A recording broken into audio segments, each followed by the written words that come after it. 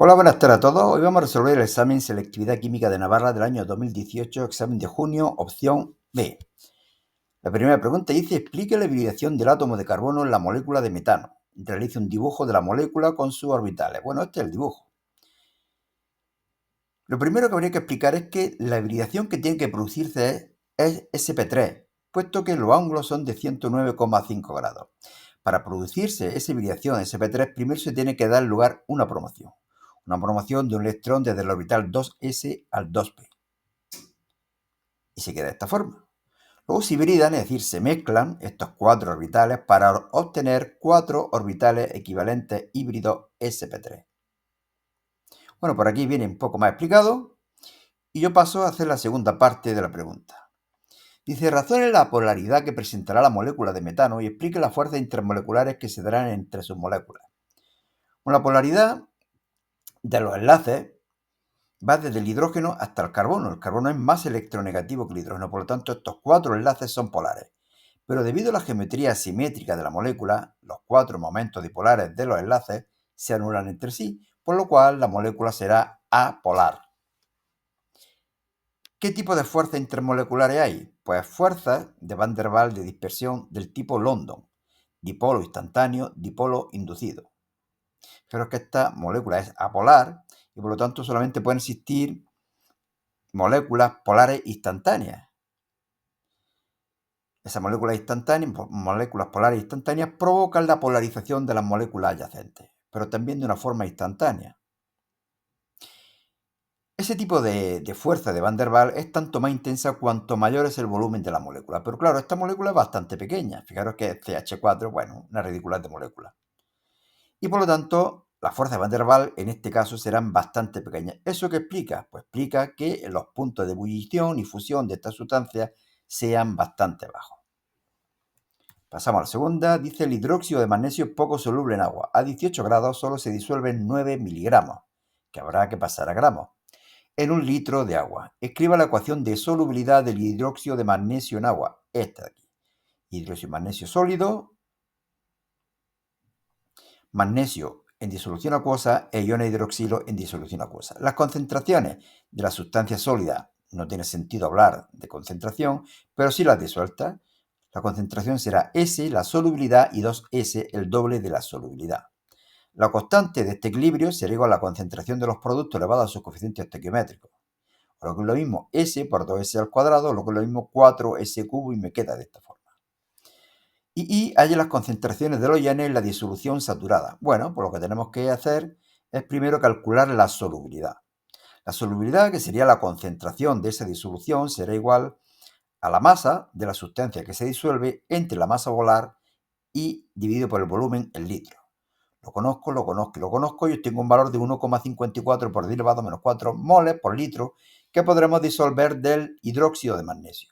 Pero claro, la concentración de magnesio será la misma, la solubilidad, 1,54 por 10 elevado a menos 4, y la concentración de iones hidroxilo será el doble. Será, por lo tanto, 3,08 por 10 elevado a menos 4 moles por litro. Y calcule el valor del producto de solubilidad para este hidróxido a la temperatura citada. Bueno, pues aplicar esto de aquí, multiplicar por 4 S cubo y obtenemos un valor de 1,46 por 10 elevado a menos 11. B3, hemos preparado dos disoluciones acuosas independientes. Bien, totalmente dos apartados que no tienen nada que ver uno con el otro. Una es la base débil anilina, C6H5NH2, que se utiliza como colorante, que en agua produce este catión. Esta disolución se ha preparado a partir de 4,65 gramos de anilina. Bueno, pues vamos a poder calcular la concentración inicial de anilina, añadiendo agua hasta un volumen final de 0,25 litros. La otra disolución es de acetato de sodio 0,2 molar, que lo utilizaremos en el apartado II. Apartado I, escriba la ecuación de disociación de la anilina, que sería esta de aquí. Como es una base, capta un protón del agua y se transforma en esta sustancia de aquí, mientras que el agua se transformará en su base conjugada, que sería el ion hidroxilo. Concentración en el equilibrio, ya sabéis que siempre usamos lo mismo para los problemas ácido-base. C1 menos alfa, C alfa y C alfa, siendo C la concentración inicial de la sustancia y alfa el grado de disociación. Bueno, en este caso no hace falta que lo hubiera puesto que no nos piden grado de disociación, aunque muchas veces lo hacen. Escriba la ecuación de disociación y calcule el pH de la disolución. Bueno, pues primero vamos a calcular la concentración de anilina. Sería la masa, partido masa molar para calcular el número de moles, y dividimos por el volumen, que es 0,25 litros. Lo conozco todo, sustituyo, calculo y obtengo un valor de 0,2 molar. Caso B, que me dan su valor, que es 4,3 por 10 elevado a menos 10, será igual a la concentración de los productos dividido concentración de los reactivos, evidentemente sin el agua, puesto que su concentración es constante en una disolución acuosa, claro. Pero estos dos son iguales, porque fijaros que por cada ion hidroxilo aparece un mol también de esta sustancia, del catión correspondiente. Son iguales y la concentración que tendremos en el equilibrio de la anilina será la que hemos puesto en un principio menos lo que se ha transformado en iones hidroxilo. Bueno, en el ácido conjugado, que es igual que lo que se ha convertido en iones hidroxilo. Pero esta cantidad es muy pequeña con respecto a C, puesto que este equilibrio está muy desplazado para la izquierda. ¿Cómo sé que está muy desplazado para la izquierda? Pues porque la constante es muy pequeña y por lo tanto la concentración de iones hidroxilo es muy pequeña con respecto a C. La elimino. Y ahora aquí ya es más fácil calcular la concentración de OH negativo. Que no queréis eliminarlo, no queréis hacer la aproximación, ecuación de segundo grado y más engorroso. Concentración de hidroxilo, K sub V por C, raíz cuadrada, 9,27 por 10 elevado a menos 6 molar. El pOH menos la concentración de ion hidroxilo, 5,03, y el pH 14 menos el pOH, 8,97. Recordar pH básico entre 7 y 14, como nos están diciendo que es una base, bueno, pues tiene sentido que me salga este valor de aquí. Y vamos a ver el apartado B. Dice, justifique que la disolución acuosa de acetato de sodio es más básica que la de anilina. Es más básica, pero es muy poco más básica, como veremos ahora. Ahora lo explico. Primero, lo que le ocurre al acetato de sodio. Es una sal que se disocia en sus iones correspondientes, el ion acetato y el ion sodio. El ion sodio no reacciona con agua, puesto que es el ácido conjugado de una base fuerte. Será, por lo tanto, un ácido muy débil que no reacciona con agua. Pero el ion acetato es la base conjugada de un ácido débil. Por lo tanto, reacciona con agua y se obtiene este equilibrio. Se transforman en ácido acético e ion hidroxilo. Este OH negativo explica que la disolución sea también básica. Vamos a calcular la constante de basicidad del ion acetato.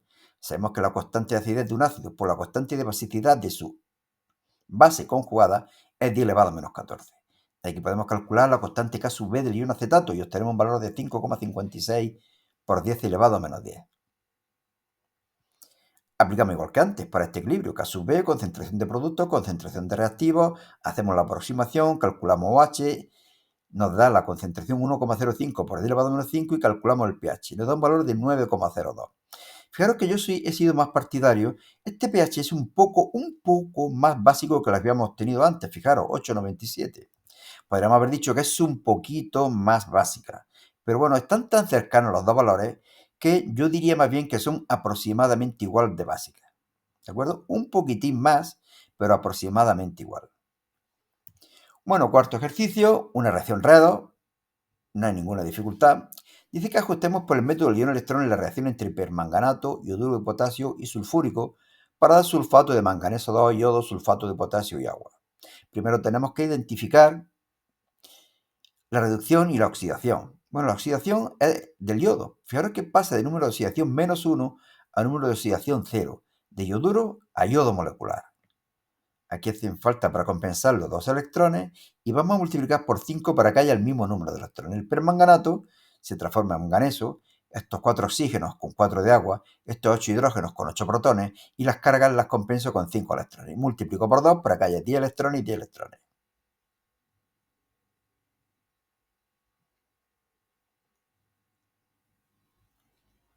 ¿Cuál es la especie reductora? Pues evidentemente la especie reductora es la que reduce, es decir, la que se oxida, es decir, el yoduro.